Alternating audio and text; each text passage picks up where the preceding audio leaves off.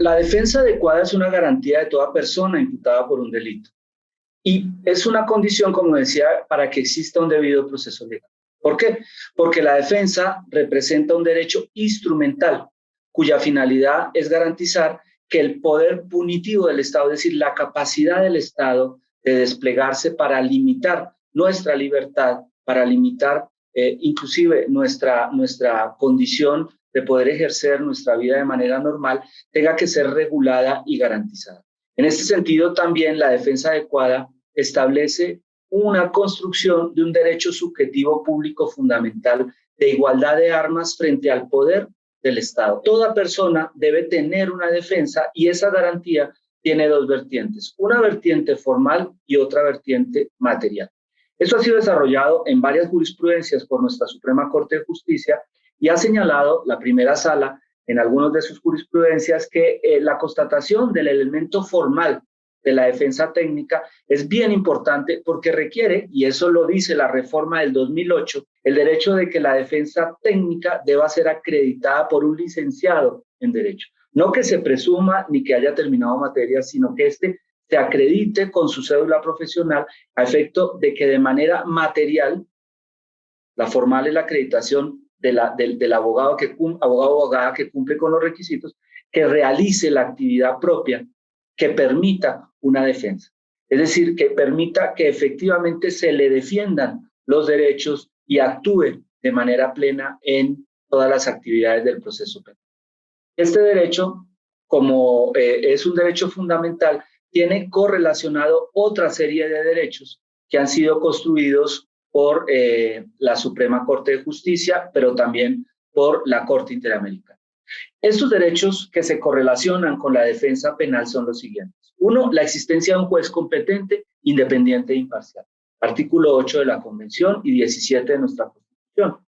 El otro elemento importantísimo que se tiene que fundamentar es la presunción de inocencia, que es un elemento central que entra a ser parte de todo el proceso penal.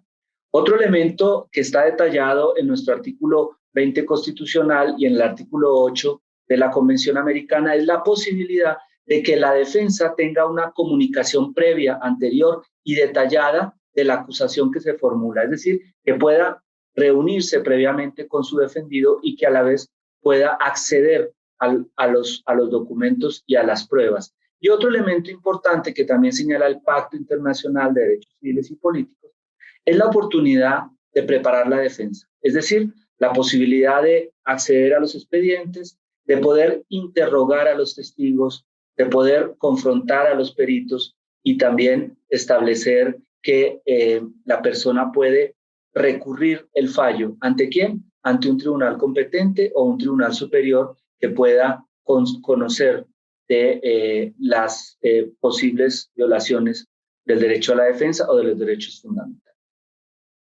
En la parte práctica, es importante mencionar que el solo nombramiento de un abogado que asuma la defensa de un imputado no satisface el requisito de gozar de un derecho a una defensa adecuada.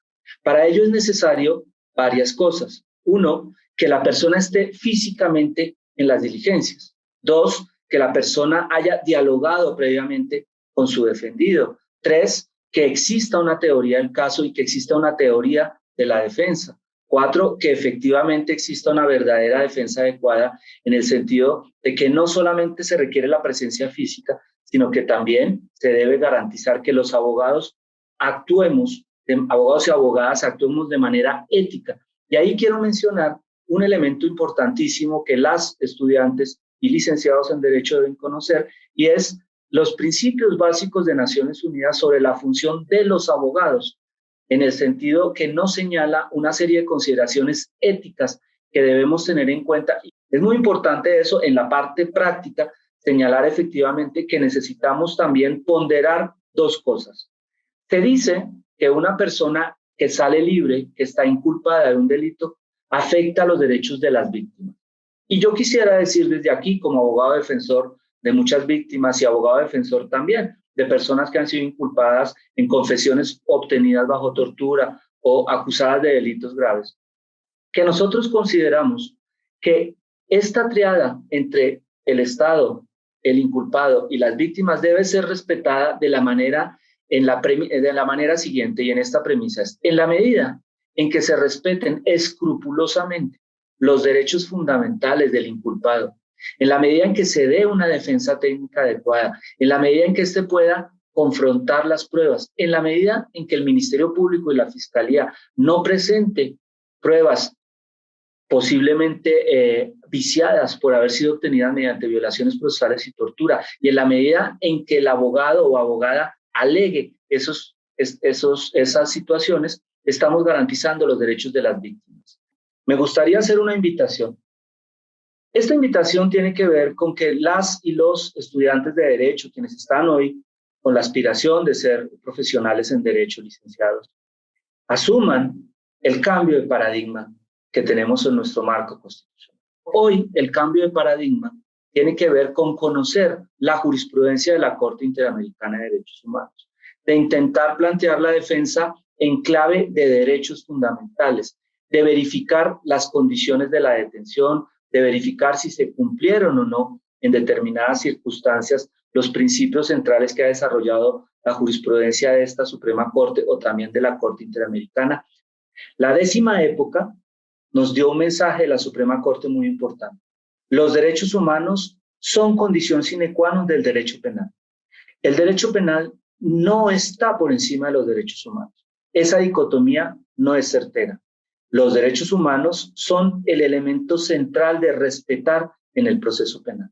Y de aquí yo quiero hacer un llamado a los y las estudiantes de Derecho para que se comprometan con el estudio profundo de la jurisprudencia de la Suprema Corte de Justicia de la Nación, pero también de la jurisprudencia de la Corte Interamericana de Derechos Humanos. Suprema Corte, el poder de la justicia.